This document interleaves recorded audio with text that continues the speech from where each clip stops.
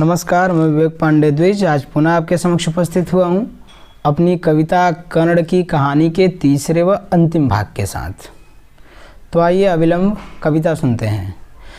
अर्जुन के हित देवराज ने एक प्रपंच रचाया, सूर्य अर्घ सूर्य को देने के पल साधु बनकर आया। अर्जुन के हित देवराज ने एक प्रपंच रचाया, अर्घ सूर्य को देने के पल साधु बनकर आया। कर्ण तुम्हारा नाम सुना है, तुम हो सच्चे दानी, मर्यादा को धारण करते अटल तुम्हारी वाणी। वक्षस्थल का कवच चाहिए मुझको आज तुम्हारा, क्या निज छाती छील सकोगे जो है तुमको प्यारा। कुंती सुत ने सहज कवच को खुद से अलग किया था, कुंती सुत ने सहज कवच को खुद से अलग किया था। देवराज के हाथों में उसने निज कवच दिया था। दान कर्ण का देख इंद्र को ऐसा हर्ष हुआ था, देवराज ने कुंती सुत को अपना वज्र दिया था। समय संधि के बीते सारे संघर्षों का क्षण है, पांडुसुतों से युद्ध करूंगा दुर्योधन का प्रण है। रंच मात्र भूखंडन इनको ऐसे ही दे दूंगा, कुंती सुत से युद्ध करूंगा इनके प्राण हरूंगा। केशव ने दुर्योधन को जाने कितना समझाया, युद्ध भूमि के भावी परिणामों को उसे बताया। पर समर कुंड की ज्वाला तो पहले से फूट पड़ी थी, रणभूमि में मुख को खोले कब से काल खड़ी थी। शंखनाद फिर हुआ युद्ध का, सबने की तैयारी, अस्त्र शस्त्र से सज्जित कर ली सबने युद्ध सवारी। काल के रथ पर बैठ सभी थे युद्ध भूमि में आए, एक से बढ़कर एक रथी थे सब पर यम के साए। एक से बढ़कर एक रथी थे सब पर यम के साए। शल्य सारथी बने कर्ण के युद्ध हुआ फिर भारी, अर्जुन का रथ हाँक रहे मनमोहन कृष्ण मुरारी। सब अनुजो संग सूर्य पुत्र का दो दो हाथ हुआ था, भाई के सम्मुख भाई लज्जित निशस्त्र हुआ था।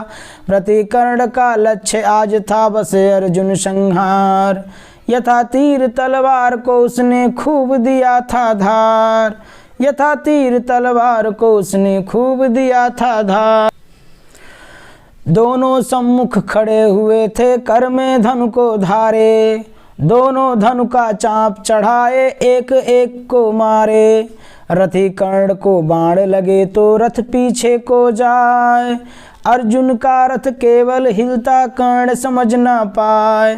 दोनों की तरकस में जाने कितने तीर पड़े थे, दोनों की तरकस में जाने कितना तीर पड़ा था। समर भूमि में रण कौशल में जाने कौन बड़ा था। सूर्यपुत्र ने अर्जुन को दम भर भर कर ललकारा, पवन वेग से बाणों से अर्जुन के रथ पे मारा।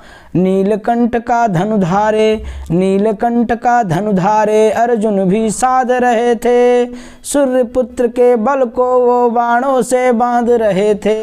दोनों में था बल अतुलित, दोनों में तेज प्रबल था, दोनों में था बल अतुलित, दोनों में तेज प्रबल था।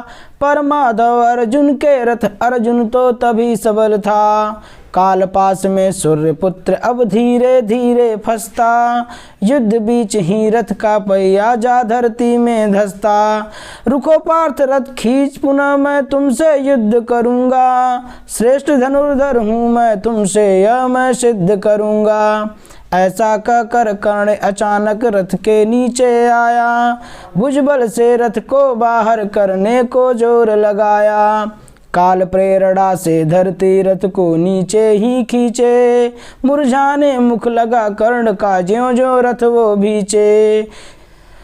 कृष्ण ने अर्जुन को समझाया तुम सर का संधान करो, युद्ध नीति का समय नहीं तुम अभिमन्यु का ध्यान धरो। लक्ष्य बनाकर कर्ण को उस क्षण सर अर्जुन ने छोड़ा। सूर्यपुत्र के प्राण हरण को युद्ध नीति को तोड़ा। छल के बाणों से जब छलनी हुई कर्ण की छाती, कुरुवंश ने उस दिन खोदी दिव्य धरोहर थाती।